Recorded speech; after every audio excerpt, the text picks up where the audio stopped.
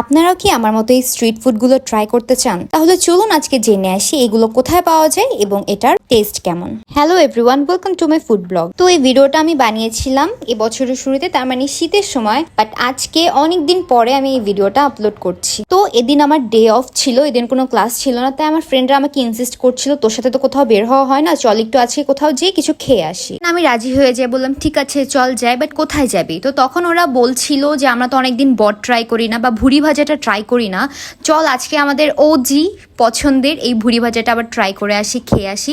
তো আমি বললাম ঠিক আছে চল যাই। তো আমরা সবাই মিলে এখানে চলে আসলাম, এখানের আমার পছন্দের ভুড়ি ভাজাটা ট্রাই করার জন্য। তো এখানে যাওয়ার পর আমরা ডিসাইড করলাম যে না আজকে শুধু ভুড়ি ভাজা খাবো না, এর সাথে আদার আইটেমগুলো ট্রাই করবো। তো এর সাথে আমরা চিকেন চাপ নিই, যেটা টেস্ট আমার কাছে ভালোই লেগেছিল। তারপর নেই হচ্ছে একটা মগজ ভাজা, যেটা টেস্ট আমার কাছে আহামরি লাগেনি, বাট মোটামুটি ঠিকই ছিল। এগুলো খাওয়ার জন্য এর সাথে নেই লুচি, এবং লুচি দিয়ে এগুলো খেতে আসলে ভালোই লাগছিল। আর বেস্ট তো ছিল আমার ভুড়ি ভাজা। এখন আমি এটার লোকেশনটা শেয়ার করছি। এটা হচ্ছে মিরপুর 11.5 পল্লবী এর বড় মসজিদের সামনে। কাউকে জিজ্ঞেস করলে আপনাকে এখানে নিয়ে আসবে।